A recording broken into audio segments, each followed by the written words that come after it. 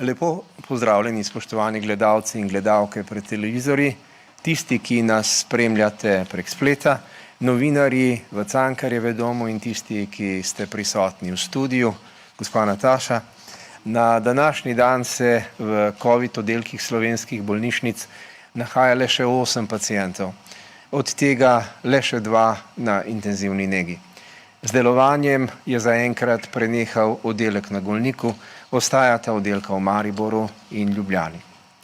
Današnjo osrednjo temo posvečamo znanju in izkušnjam, ki smo ga v slovenskem zdravstvenem sistemu in epidemiološki stroki nabrali med obdobjem epidemije COVID-19.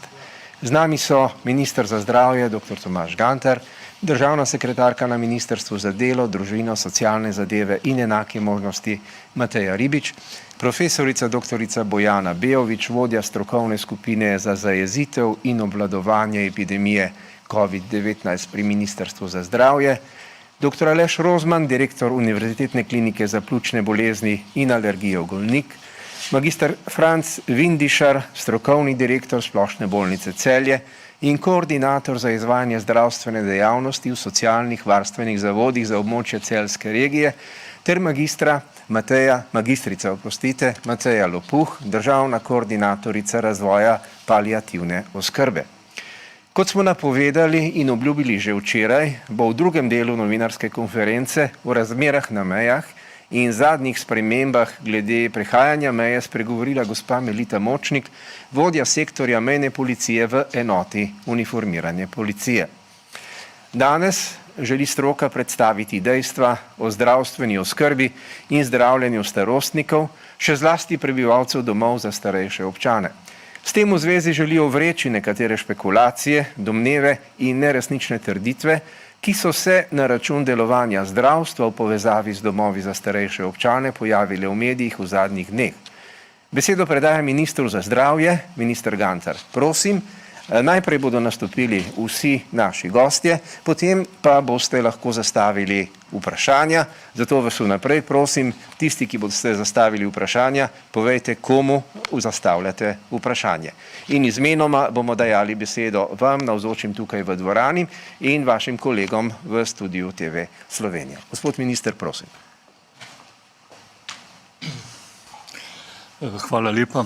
Spoštovane gledalke, gledalci, spoštovani predstavniki medijev v tem tiskovnem središču. Torej, jaz mislim, da ni nobenega dvoma, da je bila Slovenija pri obvladovanju epidemije uspešna država in mislim, da smo dosegali rezultate, ki so praktično nadpovprečni.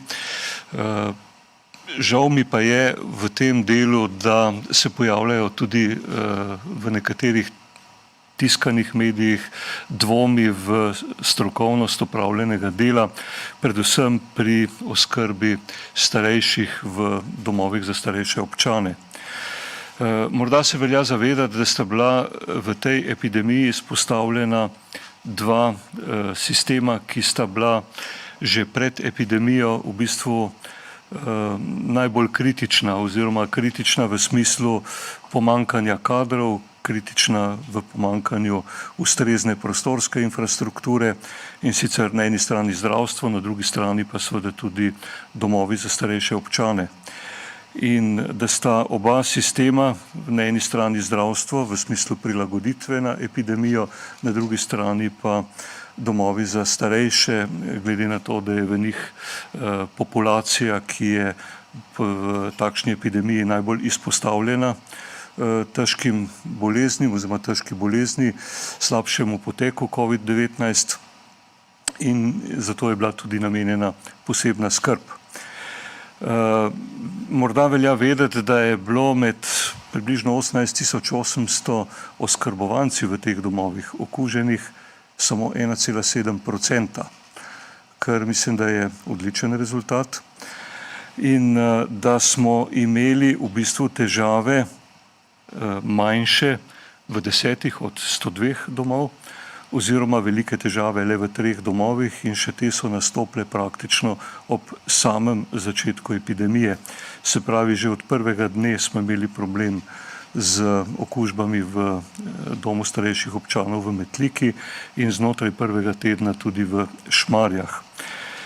Jaz verjamem seveda, da smo jih s pomočjo strokovnih ekip reševali na optimalen način in da je temu tako, boste slišali spravi, lahko rečem, iz prve roke strani strokovnjakov, ki so to delo vodili, koordinirali in za katero sem jim tudi v resnici hvaležen.